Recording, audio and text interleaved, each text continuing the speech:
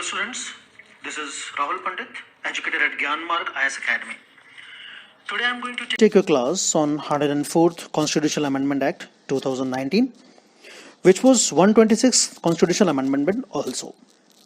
Its subject is reservation, which is basically related to two topics. First, to extend the reservation of seats for SCs and STs in Lok Sabha and state assemblies from 70 to 80 years.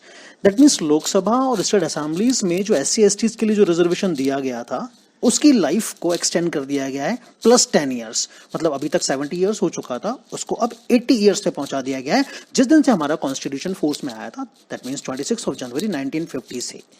मतलब अब ये reservation जो रहेगा 2030 तक रहेगा.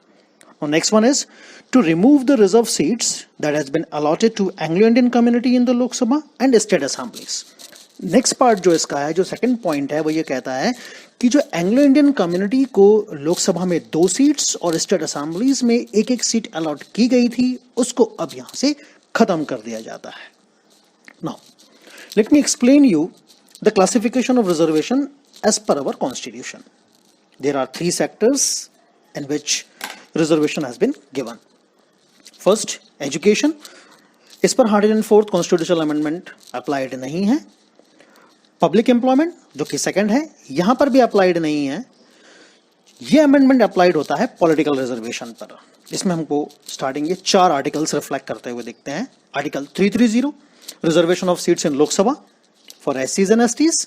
Article 331 reservation of Anglo Indians in Lok Sabha. Article 332 reservation of seats in Vidhan Sabha for SCs and STs, and Article 333 reservation for the Anglo-Indians in Vidhan Sabha. Now, जब 26 जनवरी 1950 को constitution enforce किया गया, मतलब फोर्स में आया या लागू हुआ कह सकते हैं, उस दिन 2 स्पेसेस बताई गई, 2 प्लेटफॉर्म्स बताए गए थे जहां पर हम इस पॉलिटिकल रिजर्वेशन को दे रहे थे, इंसर्ट कर रहे थे कॉन्स्टिट्यूशन में. और इस पॉलिटिकल रिजर्वेशन का ग्राउंड रखा गया था सोशल इक्वलिटी, सामाजिक समानता के आधार पर 2 प्लॉट्स रखे गए या 2 प्लेटफॉर्म रखे गए जहां पर रिजर्वेशन दिया गया. अब बात आती है कि किसको देना था यह रिजर्वेशन. तो 3 कैटेगरीज रखी गई, schedule caste, schedule tribes and Anglo Indians.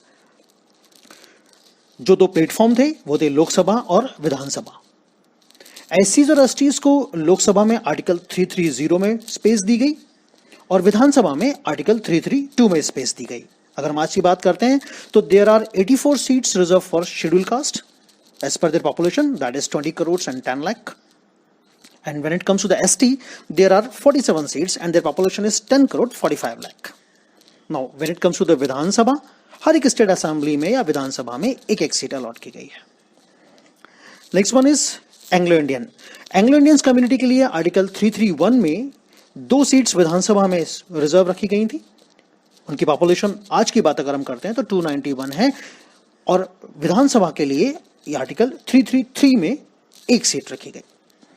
ये जितना भी स्ट्रक्चर था जो आर्टिकल 330, 331, 332 और 333 में है, इसको एक लाइफ दी गई थी और इस लाइफ के बारे में इंफॉर्मेशन मिलती है हमको आर्टिकल 334 में, और वो लाइफ थी 10 इयर्स की. मतलब आर्टिकल 334 कहता है कि 10 इयर्स के लिए ये रिजर्वेशन रखा गया था जो टाइम पर धीरे धीरे करके बढ़ाया गया है. नाउ 26 जनवरी 1950 को पॉलिटिकल रिजर्वेशन की लाइफ 10 इयर्स रखी गई. मतलब ये 1960 तक फोर्स में रहने वाला था और 25 जनवरी 1960 तक इसकी लाइफ थी. उसके कुछ समय पहले ही दिसंबर 1959 में 8 कॉन्स्टिट्यूशनल अमेंडमेंट एक्ट किया गया. लाइफ फिर 10 इयर्स के लिए बढ़ी. मतलब आर्टिकल 334 को 10 इयर्स की लाइफ फिर दी गई और 1970 तक ये फोर्स में रहा. अगेन 1969 में, दिसंबर 1969 में 23rd अमेंडमेंट हुआ, लाइफ 1980 तक रही. 1979 में 45th अमेंडमेंट 1990 तक. 1989 में 62nd अमेंडमेंट 2000 तक. 1999 में 79th अमेंडमेंट और 2010 तक. 2009 में 95th अमेंडमेंट किया गया और इसको लाइफ मिली 2020 तक, जो कि इसी साल जनवरी 2020 तक था.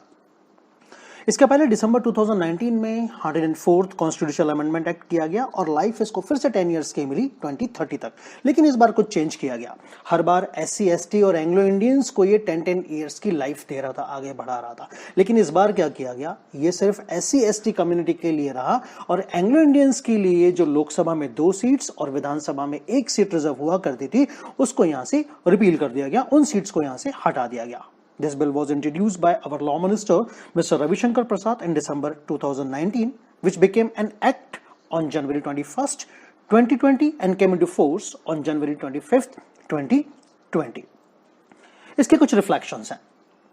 It extends the reservation of seats for SCs and STs in Lok Sabha and state assemblies from 70 to 80 years. मतलब 10-10 साल करके 70 years तक जो बढ़ाया गया था उसको plus 10 years और मिल गए, मतलब 80 years तक रहेगा. That means Article 330 and Article 332 will remain in force. Next reflection हमको ये दिखता है कि it removed the reserved seats for Anglo-Indian community in Lok Sabha and state assemblies.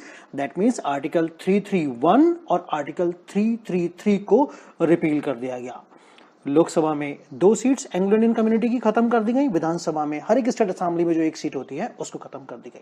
मतलब 2 आर्टिकल्स फिनिश हुए, 2 आर्टिकल फोर्स में है, जो कि 4 आर्टिकल्स इससे डायरेक्टली रिलेटेड थे।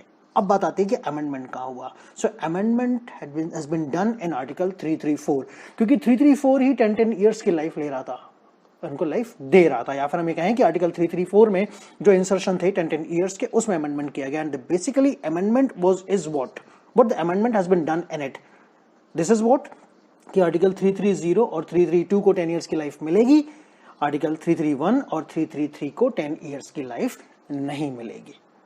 Now some notes are also there, या फिर हम ये कहें कुछ फैक्ट्स हैं कि आज अगर हम विधानसभा सीट की बात करते हैं होल इंडिया में, तो देयर आर ओनली 4120 विधानसभा सीट्स, जिसमें एससीज के लिए रिजर्व हैं 614 और एसटीज के लिए रिजर्व हैं 554 आर्टिकल 332 के अकॉर्डिंग, ये फोर्स में है।